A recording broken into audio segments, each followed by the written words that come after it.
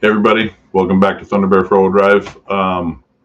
We hit 1,000 subscribers today, and I just thought that I should go ahead and do a live broadcast to celebrate that because that is just super, super awesome. I don't have anybody watching yet, so we'll repeat this as more people show up, if more people show up.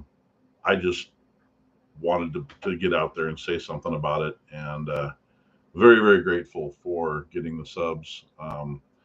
Unfortunately, our watch hours have dropped off a little bit over the last year.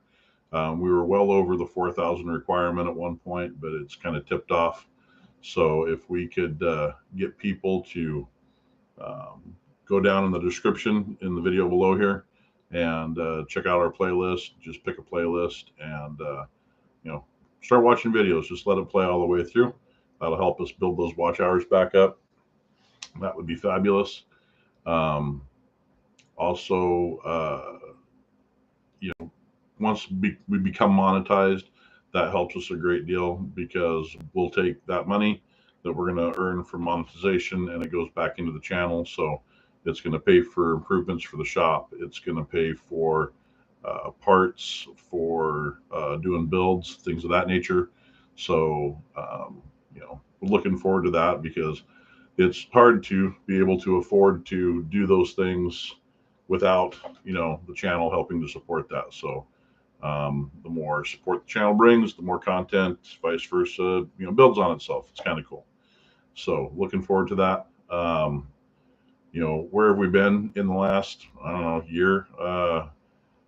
We, I've been definitely out of the loop for sure, for certain. So, um, what work? I have a day job. My channel is not my existence yet. So, and I got a decent job. So I mean, it pays pretty good and high responsibility kind of thing that I'm involved with. So it takes up a lot of my time. Matter of fact, as soon as I get done with this broadcast, I'm going to be working from home for a few hours this evening, still doing stuff for that. So um, it never stops. So this last year, I took a little bit of a break from doing most of the channel stuff. The world is basically crumbling in on itself right now, and the evidence of that is not lost on me. So I've been preparing in certain ways. Built a rifle earlier this year, and then my computer that I had, my prior one was kind of old. I think it was like a Gen 3 Core i7. And when I was trying to edit videos, it was just crapping out on me the whole time. And so I built a new tower, and now I'm running a Gen 13 Core i9. So this thing is like, oh, it's smoking hot fast. So I'm very, very happy with the way that this has been running. That's going good. And then shortly after that, I decided to buy another rifle. So, at least that part of the prep has been expended money well on that. So um, I probably spent in the neighborhood of, oh gosh, uh, 35. No, that was closer to four, and then three. So that's seven, and then another 25. So in the neighborhood of 10 grand, a couple rifles, building a computer this year. I know that could have been parts that went to the 392 or some stuff for the shop. And, um, I don't know what's going to happen. So I know a lot of people might be, worried about the future coming of things and have similar kinds of frustrations and worries. So I decided to prioritize and put some stuff that direction so that got to be able to take care of me and the missus and things of that nature. And so that's what I spent some money on this year. And those are things that I have now. And so I can, put more money back into the Jeep this year. And that'll be nice. So what do we got coming up? So um, we are going to the off-road games in Hurricane, Utah in March. We bought our tickets. We've got hotel reservations in Hurricane. So we'll be taking cameras with us. I'll be, getting video of the games while we're there, and so that's going to be content that gets, put back on the channel here. So March, expect to see, video from the off-road games. So super looking forward to it. I posted the other day a community post that we were thinking about it, and Yankum Ropes actually stopped by and commented on that post and said that they were excited to meet us. And you know, if they see this, they're out there. Hi, Alan. I'm very much looking forward to meeting you too.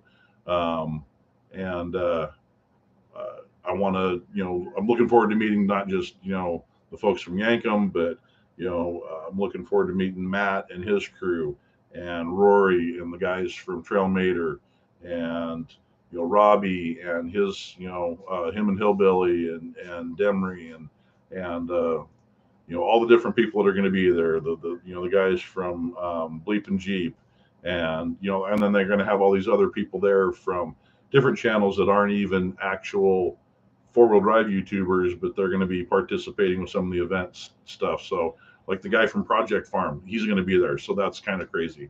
And so they're going to have their vendor day and their booth day, so you can, meet people and, rub elbows and all that cool stuff. So it'll be nice for me as a YouTuber to go see other YouTubers that have succeeded quite well. And they're doing really, really great. And I'm excited and happy for them in their own right. And I hope that someday I can devote enough time and energy to the channel that I can, do it full time in that capacity and be as successful as they have been. So super looking forward to that. What else we got coming up? Like I said, I got a bunch of bills behind me now. Some stuff's paid off, so I got some things I'm going to be starting to buy for the Jeep. One of the first and next things we're going to do for the 392 is I'm going to be doing an onboard air system for it. I've been kind of going back and forth whether we're going to do ARB or ViAir. I wanted to put in the shelf in the back that mounts between the roll bars. I've been looking at different manufacturers for that. We've looked at Rugged Ridge. I've looked at American Adventure Lab. Terraflex has a shelf for it. And so that some of them are adjustable, some of them aren't. Just looking at different styles and what we could or couldn't possibly use for that and how well that would work. I'm looking to mount the compressor and a tank up on that top part. American Adventure Labs makes a slide out shelf unit for the bottom of the back of the jail, and I want to get that. So I ended up getting some DeWalt Tough System 2 tool cases for back there, and I think I'm going to switch over to the Milwaukee Pack Out because you can get the mounting deals for those, and that's a lot easier to put in the back there. So I'm going to get that set up, and that way we can slide tools out, and the shelf won't be a factor or being in the way or anything like that. And then I'll have onboard air. Probably going to put an auxiliary battery back there, and then use a voltage sensitive relay to charge that so that it doesn't take away from the main system battery. So I'm going to be doing some more heavy electrical connections. I've done a video in the past on the Anderson jumper cables. I'm probably going to do a version 2 of that video that kind of shows a budget conscious way of doing it, where I've already bought a pre-done set of jumper cables where we're going to chop those up a little bit and put the Anderson ends on that. And then I'm going to also be utilizing other Anderson type connectors. So when we make the jumper cables, those are the SB connectors that go from like 50 to 175 amp. They also have their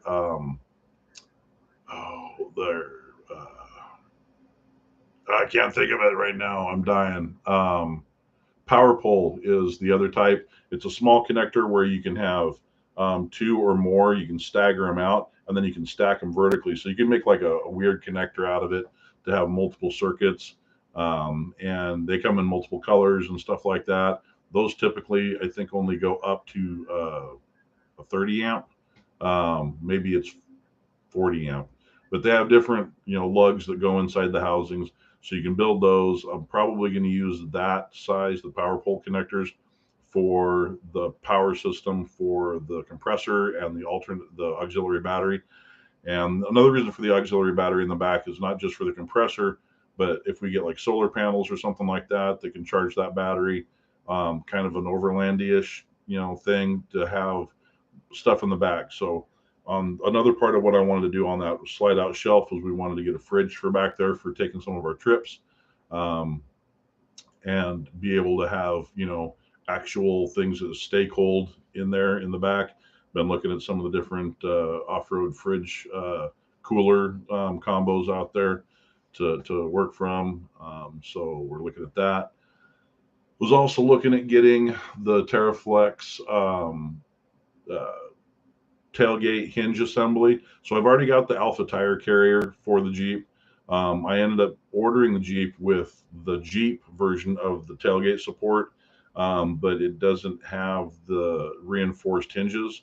So I wanted to get the reinforced hinge with the whole thing, because TerraFlex makes accessories for that. So I can put a high lift on the back with the spare. So that's going to go on the back with that. And it's going to make it beefier. It increases the weight capacity that you can carry on the tire back there. And eventually the Jeep is going to be on 1 tons and 40s. Right now we're on the stock Dana 44s, the Advantech axles, and I'm running 35s.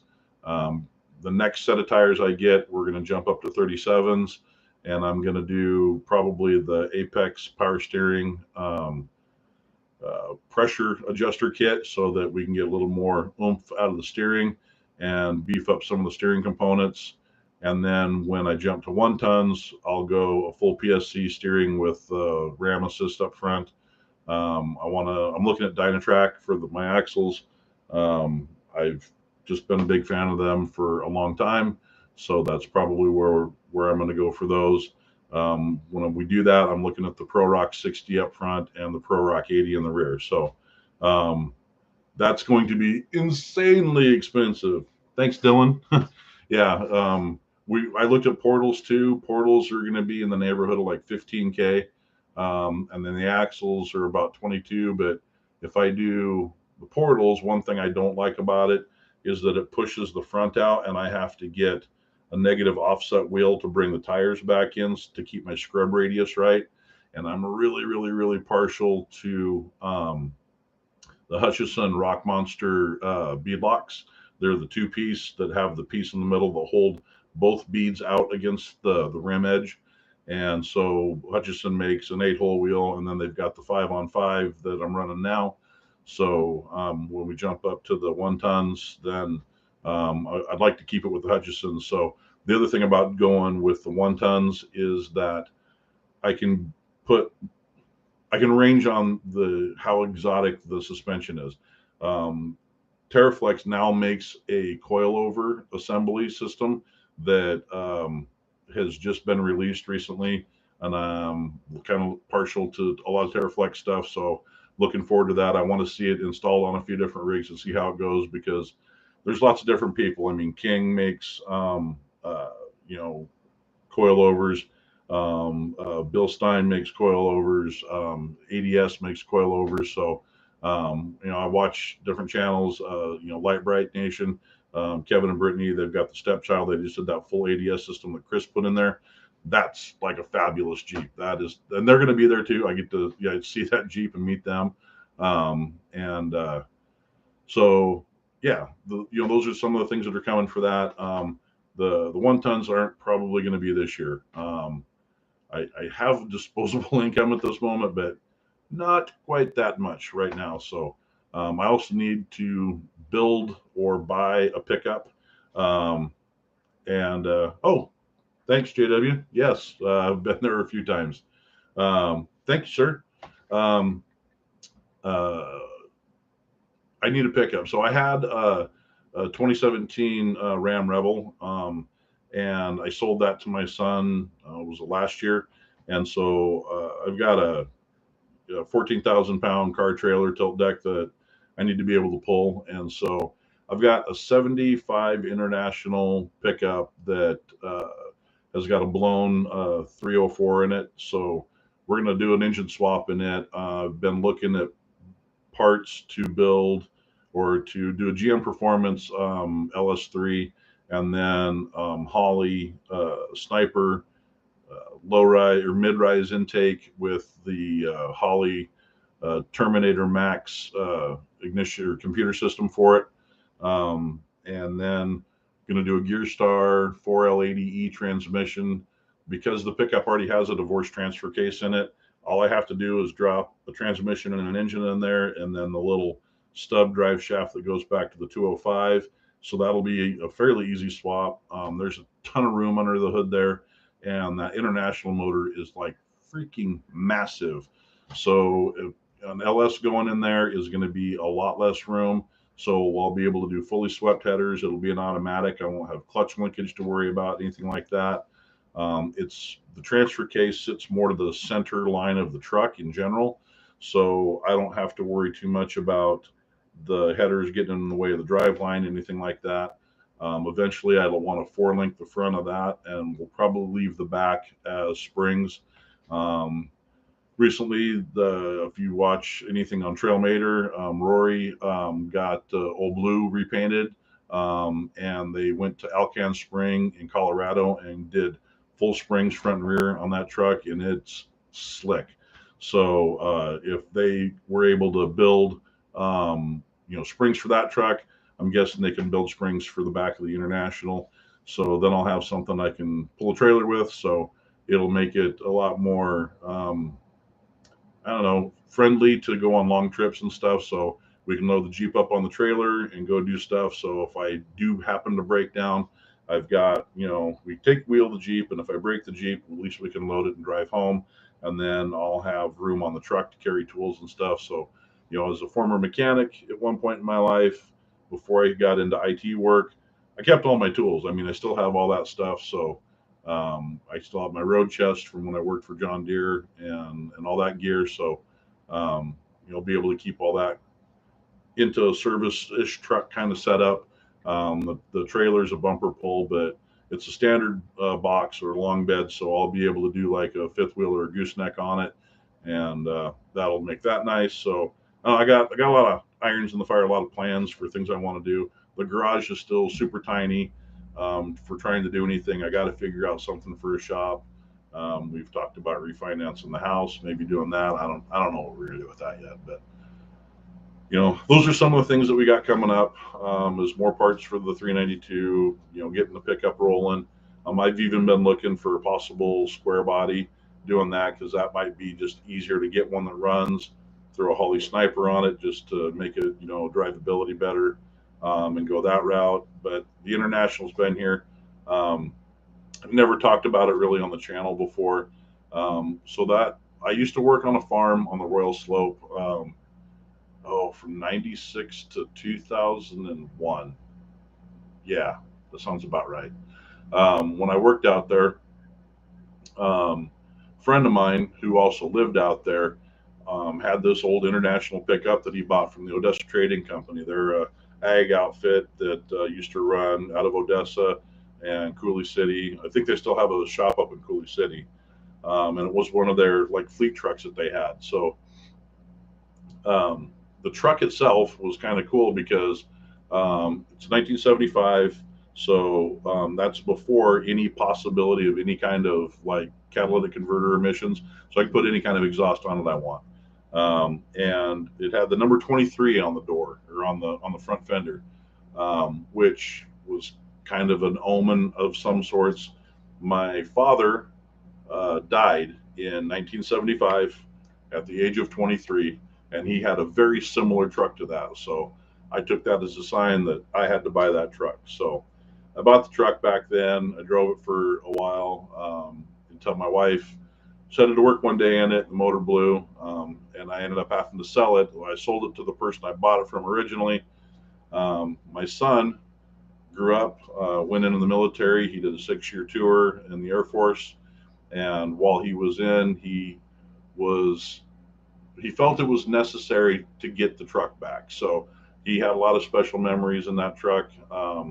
It's been dubbed the Smash 'em All. He named it when he was 5 years old. So so he went through the thrash of making the arrangements with the person that I'd sold it back to get it back from them. So I've had it for a few years now, and I need to do something with it. So it's already in my possession. I get a motor and a transmission, drop that in there, get a cooling system in it, and I'll have a fuel injected rig that will be on, it's a heavy 44 up front, a Dana 60 in the rear. So, it's got, so it's a mid duty 3/4 ton now. So I'll have something I can pull a trailer with, and be able to throw some money at the Jeep still and get some stuff going on that. My buddy Keith that I work with at the county, he still got his 4Runner out here. Well, last year was not even last year, the year before that, when we were working on it, we learned that the timing had gotten all out of whack on it, the timing belt for the valves. So we did a timing belt on it. When we got it back together and in time, it still wasn't running right.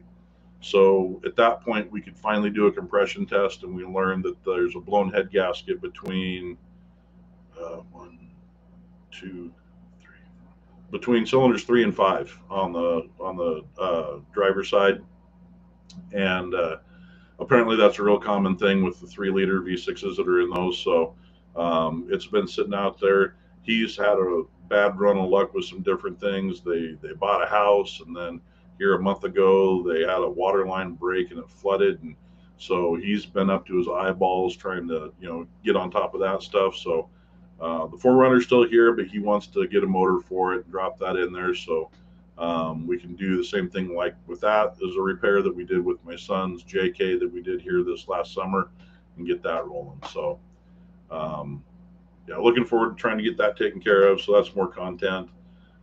What else do we got? I guess the one person that's on here, I'm not sure who it is, but if you've watched the channel or you've been a subscriber and you've seen any of our content, you've seen that we've done stuff with my Jeep. I've installed a GMRS radio in it. Did my Baja design lights on the A-pillars. We're going to be doing some more lights on that as well. I'm probably going to move some stuff around. Those LP4s might get moved down into the bumper area. I might put some squadrons up top. Haven't made up my mind yet. Going to do a little bit more with that in general. So what else have we done for videos? We've got those 4Runner videos where we did that no crank problem that we got fixed. I got a utility trailer that I want to start converting into more of possibly like an overland type thing.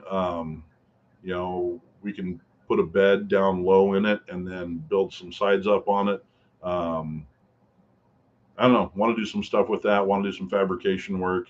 Need to get a welder, get that going so I can start actually chopping up metal and welding it back together and doing some cool stuff again with that.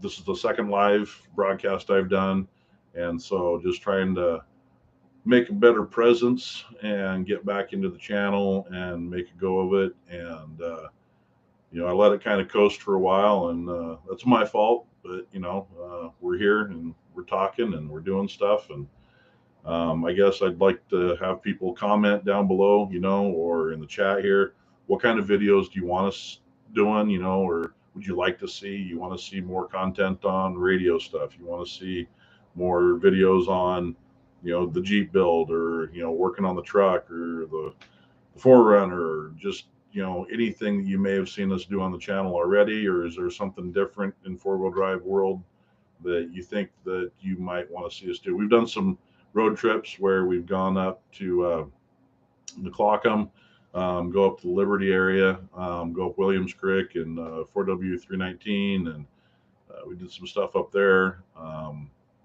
We've been up to Cooley Dam and done some kind of tours around the area to let people in the world know what this place looks like. I'm going to be doing video going down to the off-road games this here in March.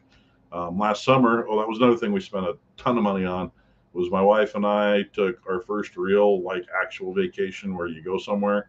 So we went to Yellowstone, and then we went to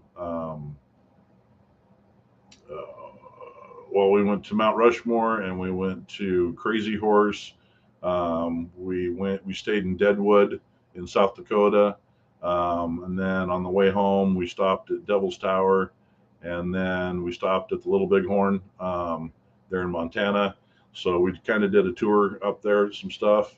We're another road trip we're looking to do is we want to go up to Glacier in Montana and get some video doing that as a deal. So yeah, we just kind of all over the place with different kinds of content.